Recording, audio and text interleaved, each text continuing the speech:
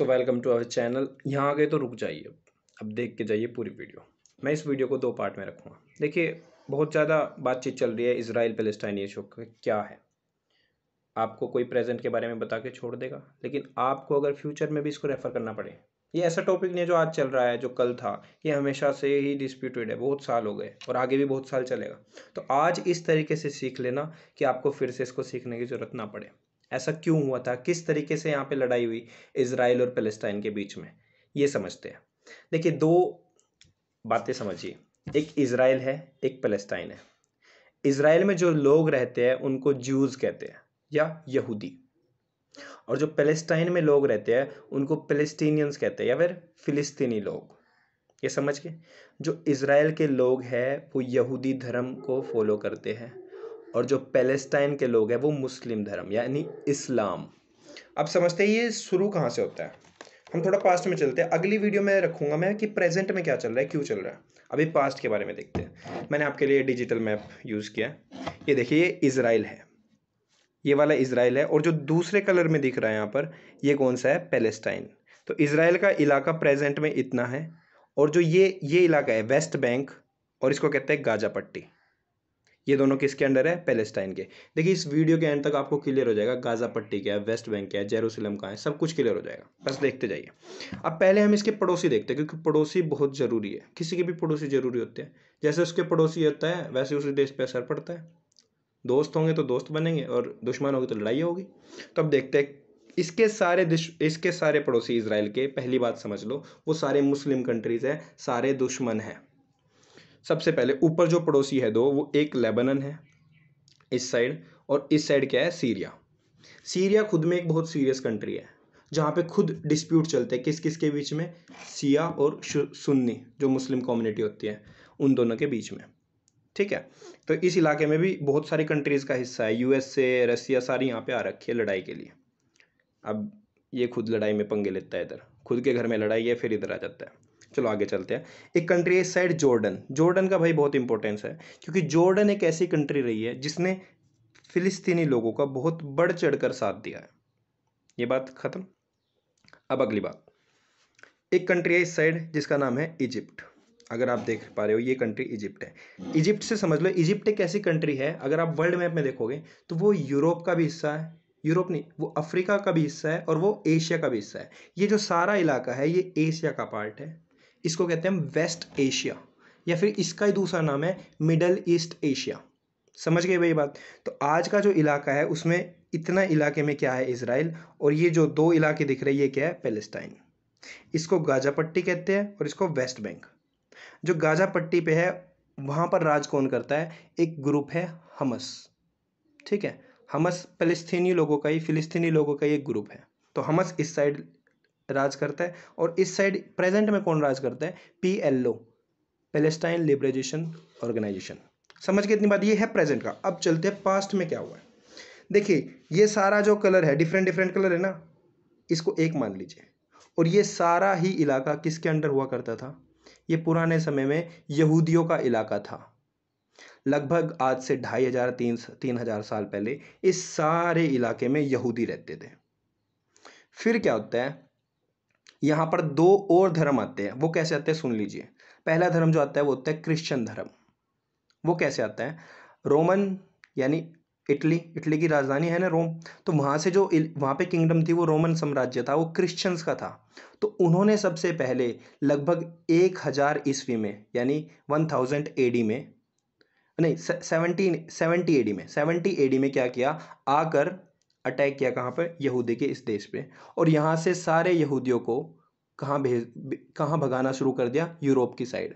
तो यहूदियों के ऊपर अटैक करके अपना साम्राज्य यहाँ पर स्थापित किया, किसने, क्रिश्चियंस ने, 70 AD में। फिर जो मैं 1000 कह रहा था, 1000 AD के करीब क्या होता है, मुस्लिम साम्राज्य भी अपने पैर इधर पसारने लगा। तो क्या होता है, फिर जो युद्ध होते हैं उनको कहते हैं क्रूसेड्स। क्रूसेड्स क्या होते हैं, जो धर्म के आधार पर युद्ध हुए हो, यानी दो रिलीजन्स के बीच में जो युद्ध हो। तो वो किस किस के बीच में हुए, एक तो क्रिश्चियन धर्म जो पहले आ चुका था 70 AD में यहाँ पे, और फिर कौन आया, मुस्लिम। तो जो मुस्लिम और क्रिश्चियंस के बीच में इस जगह पर युद्ध हुआ उनको क्रूसेड्स कहते हैं। कई सारे क्रूसेड्स हुए हैं, लगभग 9 क्रूसेड्स हुए हैं। तो इनका रिजल्ट क्या था कि इस इलाके में जो क्रिश्चियंस है उनकी डोमिनेंस कम होगी, यानी उनका अस्तित्व कम हो गया, और इस इलाके में कौन आ गया? मुस्लिम। तो देख लीजिए, आसपास का जो सारा इलाका था वो मुस्लिम था, और इस वाले इलाके में भी कौन आ गया? मुस्लिम। तो अब आप ये बात समझ लीजिए कि लगभग 1200 एडी के करीब ये सारा इलाका मुस्लिम्स के अधीन था। इतनी बात क्लियर है। और यहूदियों को भगा दिया गया था कहाँ? यूरोप की साइड। समझ गए बात? अब आगे समझिए। फिर क्या होता है, लगभग 1556-57 में एक साम्राज्य खड़ा होता है, ओटोमन अंपायर। बहुत बार सुना होगा। ओटोमन अंपायर इस सारे इलाके पे राज करता है, ऊपर यूरोप तक राज करता है ओटोमन अंपायर। समझ लीजिए ये ओटोमन अंपायर के अंडर था, वो एक मुस्लिम साम्राज्य था। तो वो साम्राज्य अपने वर्ल्ड वॉर 1 तक रहता है इस इलाके में। अब देखिए वर्ल्ड वॉर 1 के बारे में जान लीजिए। वर्ल्ड वॉर 1 1914 से 1918 तक हुआ था, 1914 टू 1918। एक तरफ जो फोर्सेस थे उनके ज़्यादा डिटेल में याद नहीं करेंगे, कभी वर्ल्ड वॉर के ऊपर लेक्चर लूंगा, ये बात समझिए बस। एक तरफ था हमारा यूके, यानी जो ब्रिटेन, मैंने वीडियो बनाई है ना वो देखना एक बार, समझ गए? यूके था, और यहाँ पे कौन थे? मुस्लिम्स। तो यूके ने क्या किया, यहाँ पर ओटोमन अंपायर को हरा दिया। समझ गए? तो पहली बार ऐसा हुआ था लगभग 400-500 साल में कि यहाँ से मुस्लिम साम्राज्य को उखाड़ दिया। किसने? हमारे ब्रिटेन ने। ठीक है, ब्रिटेन लेके चलते हैं। तो क्या होता है, यहाँ पर ब्रिटेन आता है और वो एक घोषणा करता है कि भाई बहुत दिन हो गए यहूदियों को अपने देश से दूर रहते रहते, हम यहूदियों के लिए यहाँ पर एक नया देश बसाएंगे। देखिए उस समय पे जो देश यहाँ पर था उसका नाम था पैलेस्टाइन। तो ये सारा इलाका पैलेस्टाइन था, यहाँ पर कोई इजराइल नहीं था। वो तो पहली बार जब वर्ल्ड वॉर 1 में ब्रिटेन जीता, किससे? ओटोमन अंपायर से, मुस्लिम से, तो उसने कहा कि हम यहाँ पर यहूदियों को बसाएंगे लाकर। ये वही यहूदी है जो सबसे शुरू में इसी इलाके में रहते थे, जिनको भगाया गया था। समझ गए? तो हिस्ट्री रिपीट्स इटसेल्फ। तो वो वापस कहाँ पे आ गए? इस जगह पे। तो धीरे धीरे करके जो यूके है, ब्रिटेन, उसका राज कितने साल रहता है इस इलाके पे? 1917 से लेकर 1945 तक। ठीक है, इस इलाके पे कौन राज करता है? UK, Britain. और वो इस समय पर अलाउड करता है क्या, कि बाहर से यहूदी आके यहाँ पर बस सकते हैं। इससे पहले यहूदियों का आना मना था। तो धीरे धीरे यहूदी आकर इस जगह पर बसने लगे, और वहाँ पर क्या डिमांड हुई कि एक अलग से देश बनाया जाए, इजराइल। अब देखिए जो आसपास के मुस्लिम कंट्रीज हैं उन्होंने कहा कि हम कैसे अपने एक मुस्लिम देश में एक अलग से देश बना सकते हैं, हम नहीं बनने देंगे। तो इसी बीच में जो हमारा मेन करेक्टर है, जो सारी गवर्नमेंट्स एक जगह जुड़ी रहती है, उसका नाम क्या है? हमारा यूनाइटेड नेशन। तो यूनाइटेड नेशन एक प्रस्ताव निकालता है जिसको कहते हैं 2 स्टेट सॉल्यूशन। मैंने इस पेज पे बहुत कुछ लिख रखा है, मैं आपको स्क्रीनशॉट दे दूंगा बाद में। 2 स्टेट सॉल्यूशन क्या होता है कि हम इस पूरे देश को दो कंट्रीज में डिवाइड कर देते हैं। वो कुछ इसी तरीके से रहेगी। अब देखिए वो किस तरीके से रहेगी, ये देखिए। पहले ये सारा इलाका क्या था? पैलेस्टीन इलाका। ये दिख रहा है आपको, ये पैलेस्टाइन के अंडर था सारा ये। ठीक है, फिर यूनाइटेड नेशन ने क्या कहा वहाँ पर आकर कि हम क्या करेंगे, 2 स्टेट सॉल्यूशन कर देंगे। यानी कुछ इलाका तो ये क्या रह जाएगा? फिलिस्तीनियों का इलाका, और जो ये दूसरे कलर में वाइट है ये किसका रह जाएगा? Israel country. ठीक है भाई, ये लिखा हुआ होगा, समझ गए इतनी बात। लेकिन क्या होता है, जो आसपास के अरब कंट्रीज होते हैं, जो आसपास के मुस्लिम कंट्रीज होते हैं, वो इस बात को नहीं मानते। और इसी बीच वो क्या करते हैं, एक सेकंड में इसको जूम आउट कर लेता हूँ थोड़ा।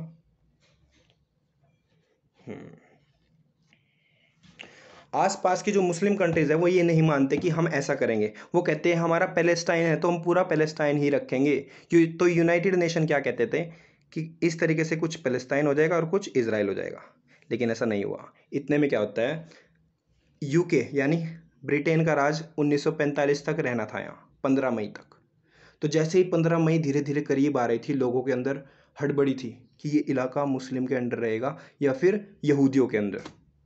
तो इतने में क्या होता है, जो यहूदी, जो आज का इजराइल है, वो क्या कहता है, वो अपने आप को इंडिपेंडेंट घोषित कर देता है। वो कहता है ये सारा इलाका हमारा है। समझ गए बात? तो 14 मई 1945 को इजराइल क्या कह देता है कि हम एक स्टेट बना रहे हैं, जूइश स्टेट, यानी यहूदियों की स्टेट। इस बात पे आसपास के जो मुस्लिम कंट्रीज थी, आसपास के जो मुस्लिम देश थे, इजिप्ट, जॉर्डन, सीरिया, ये सारे कंट्री क्या होते हैं, गुस्सा हो जाते हैं और अटैक किस पे कर देते हैं, जो नया नया इजराइल बना होता है।